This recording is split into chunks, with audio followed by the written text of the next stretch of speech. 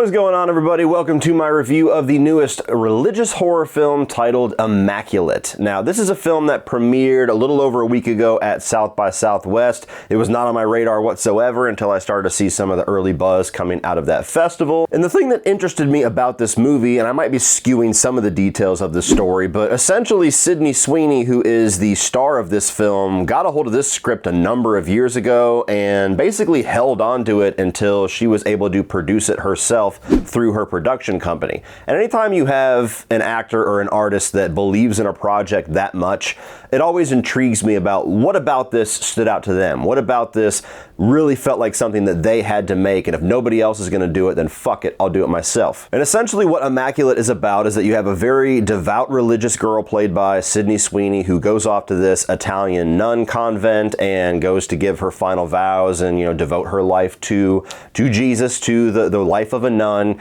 And very quickly after getting there, not only does the thing seem slightly off, but she is also suddenly and surprisingly found to be with child.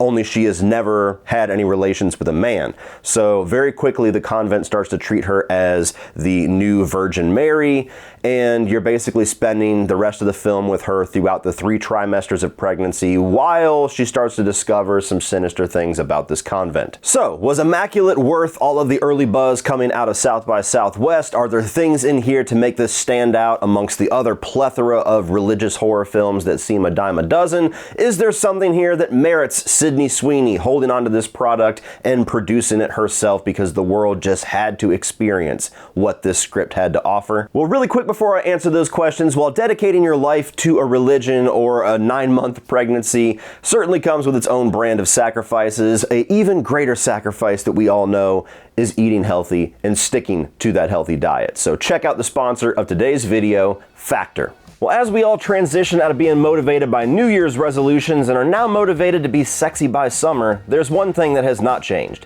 Eating healthy can be difficult. I can just speak from my own experience of raising 3 kids, also trying to run a full-time business by myself, going to the theaters, going to conventions. The one thing that will always fall to the wayside is meal prepping and following a strict diet. And the one thing that consistently allows me to stick to my nutrition goals is Factor meals. Factor's ready-to-eat meal delivery takes the stress out of meal planning and sets you up for success for your nutritional goals. Skip the trips to the grocery store, the prepping, the cleanup, and enjoy chef-curated and dietitian-approved meals that are delivered straight to your door. With over 34 chef-prepared and dietitian-approved meals, there's a variety of weekly options that will never allow you to fall victim to food fatigue. Plus, you can round out your meal and replenish your snack supply with over 55 different add-ons, such as apple cinnamon pancakes or fruit smoothies. So if you're looking to take the hassle out of healthy eating, head to factor75.com or click the link below and use the code Cody Leach 50 to get 50% off of your first Factor box. That's 50% off by using the code Cody Leach 50 at the link in the video description or going to factor75.com. And thank you so much to Factor for partnering with me on today's sponsorship. So starting off with the positives regarding Immaculate, the one thing that I can tell you without a shadow of a doubt that this movie did for me and is going to do for a ton of people that check this thing out is to absolutely sell you on the talents and the future of Sweeney. Now, this is a girl that I have not really experienced much of her work. Actually, the only thing that I've seen her do is Madam Web, which I would never hold against her, and I walked into that knowing this was probably not going to be a showcase of her talent. And when I walked into here, she was one of the things that I was most curious about.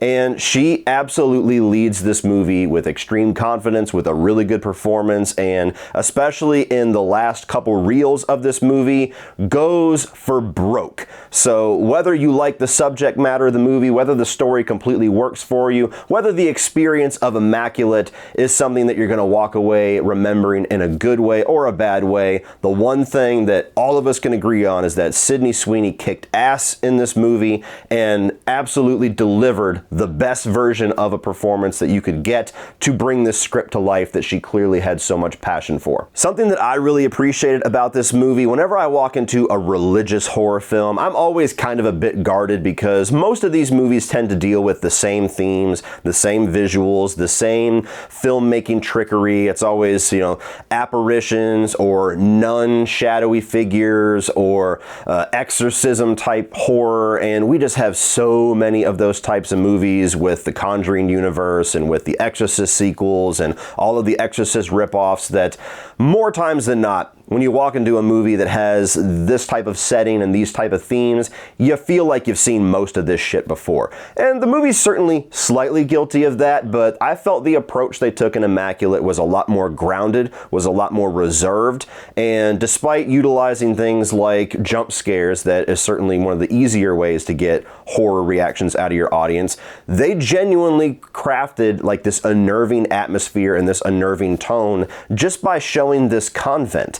And it's not meant to be disrespectful whatsoever to Catholicism or anything, but the way that they present it in this movie with the way that these people have to go about their daily lives to practice this very devout religion and the different clothes and costumes that they're forced to wear and some of the practices to be within this convent about living in a life of squalor to glorify God and everything. Like, no disrespect, I understand that that's some people's religion, but for those of us that are not a part of that religion, there's something unnerving about that. There's something uncomfortable and strange about that. And this movie brings that about in a really subtle way that I thought was effective. Like going down into this dark catacomb and seeing a nun on the ground crying and wailing, and everybody who's actually in the convent is just like, oh yeah, she's just having a moment. She's having a moment with God. And everybody that is watching the movie that is not a part of that religion is like, that's odd. That's unnerving. What is wrong with this chick? She needs help. Why is nobody unnerved about that? There's little things and larger things all throughout the movie like that genuinely kind of got me unnerved and built this slow tension to where I never really knew where things were going to go. Are we going to stay in this grounded nature and it's just going to be about these very subtle, unnerving things in this convent that creates this atmosphere of uncomfortable? Or is it going to be something that goes a little bit more crazy as the movie goes on? You never really know in the first two acts. And while I've seen a lot of criticism hailed at the first two acts for being the less memorable side of this movie, I respectfully disagree. I thought the first two acts, in its subtlety, was very memorable for me. Now, there are moments in the movie where subtlety is not the word whatsoever. There are moments where there's these explosions of violence and there's really gory and disturbing images on screen, and I thought that the makeup effects and the special effects in those moments were really effective, were really good, were definitely stomach churning. They're few and far between, but they make an impact the moments that they do come. I also felt through the exploration of how I would assume some of these convents actually go, even without supernatural edges to them, it creates this really interesting sense of isolation where you're in this community that is essentially walled off from society and everybody is devout, everybody works together to follow the rules, if you will. And so when things start to seem disturbing to this newcomer played by Sweeney, there's really nowhere to go. There's nobody to turn to because everybody just kind of excuses the sinister nature of what is going on. Everybody acts as if this is normal. Everybody acts as if this is just a part of the life, and of course, you're brand new, you're just going to get used to it. And so all throughout the movie, even the smallest moments of discomfort and confusion that merit a conversation or drawing some attention to it, you really do have that isolated feeling that gives you a concern for the main character because there's nowhere to run, there's nowhere to hide, and there's nobody to turn to. I also found the movie to be shot very well. This is a very beautiful Italian landscape both inside and outside of the convent, so there's a lot of really pretty things to shoot despite being such a dark and disturbing subject matter. I also think that there's a really impressive way that they shoot the violence sometimes where it's kind of obscured in the background and the objects in the forefront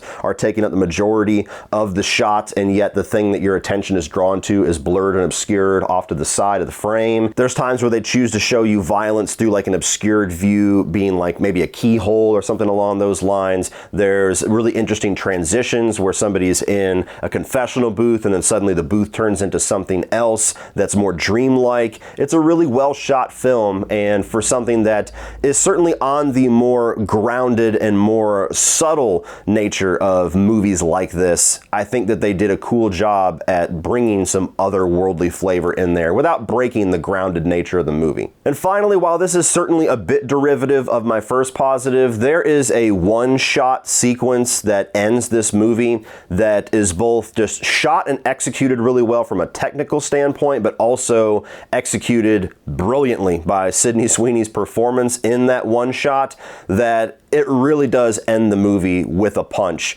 just on a filmmaking standpoint. Whether or not you're down for narratively what is going on in this sequence is irrelevant to my point, but just from a filmmaking standpoint, as a film fan, the movie leaves an impact on you because of the way that the lead actress and the filmmakers behind the camera executed that final scene. Now moving on to the mixed, and this is going to be the thing that this movie is going to be known for, and this is the thing that's going to be the dominant nature of the conversation surrounding this movie, and that is the ending. Now, I'm not going to get into any specific details, so don't worry, there's not going to be any spoilers, but all I will say is that this movie really does go daring in its final 5 minutes or so, and it's such a impact and it's such a ballsy choice that they decide to do as far as what is being conveyed on screen, that it's quite literally either going to make the movie for you or absolutely demolish the movie for you. I cannot see too many people being in the middle on this ending. I've already talked to a few people that weren't quite on board for the first 2 acts, and then holy shit, the movie just kind of sold them and absolutely left its impact in the end and redeemed the entire rest of the experience. I've talked to a few people that absolutely were demolished by the last couple of scenes in this movie and said, nope, that destroyed it for me. I hated it. I'll never watch that again. I'm not recommending it to anybody. And while it's not quite that strong of a reaction, I found myself very turned off and conflicted by certain elements of the ending. And it's more so just a me thing, and I won't get into detail why, so as not to give hints of where things go, but it's definitely something that goes for shock value. It's definitely something that goes for the most disturbing thing in the movie that has plenty of disturbing things throughout the runtime. And so I like the fact that the movie had the balls to go there and had the balls to say, well, we're going to lose some of our audience for this, but we're going to seriously cement and win some people with this ending, so let's go for broke. And now moving on to the negatives. The main one, which I've already hinted at, there is a number of jump scares in this movie, and they're far from the most egregious jump scares that I've seen, but it's always disappointing when you see a film that clearly has the knowledge on how to build a sense of dread and build some unnerving discomfort in the audience without resulting to some of those more traditional cliche studio tricks. And whenever you start to see them get put in the movie anyway, it kind of takes away a little bit of the experience. It's a little bit disappointing. I mean, there's no jump scare in this movie that's overly effective because you always see it coming. You always hear the music drop out of the mix. You always see somebody backing up into a dark corner or backing up out of frame, and you just know something's going to jump out. And so none of them were particularly effective, while not being, again, the most egregious that I've seen. I just wish that we could get a movie once in a while that just has the balls not to rely on any of that stuff, and this could have very easily had been that film. I don't think they needed any of the jump scares that they went for. And my final negative is that I felt that the third act of the film, the third trimester chapter, was entirely too quick. I mean, the first 2 acts of the film are very deliberately paced, but this is a 90-minute film, which, thank you. It's nice to be able to walk in and out of a movie and have a nice, quick, easy experience once in a while. But I could have used another 10 minutes to build out that third act specifically, whether that's taking away a bit from the first 2 acts or adding on to the runtime of the film. There's just a direction that they decide to go in the third act with how the tone of the movie is going to change and how the pacing of the movie is about to change and what we're about to watch Sydney Sweeney's character try to accomplish in this third act.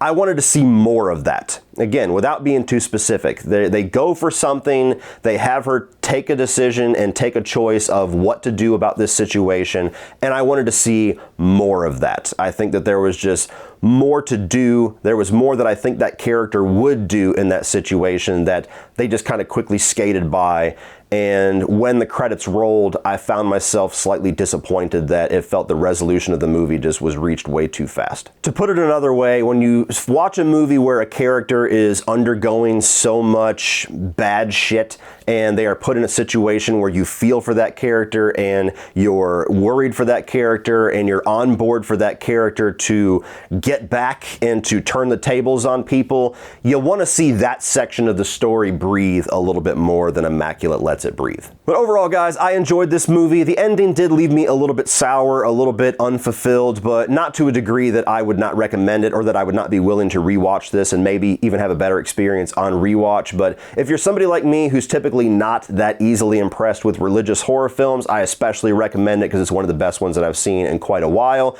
If nothing else, to see what Sydney Sweeney can do and hopefully what she's going to continue to bring us in her career. So check it out and let me know down below your thoughts on that ending. And spoilers are going to be aplenty down below, so be warned. Well, that's it for this one, guys. If you enjoyed that, click over here for my other 2024 new release reviews. I'm also going to put my review for another recent horror release, Late Night with the Devil, for you to check out. Like, share, hit that subscribe button so you don't miss everything in the future. And as always, remember, opinions are like assholes, but that doesn't mean you have to be.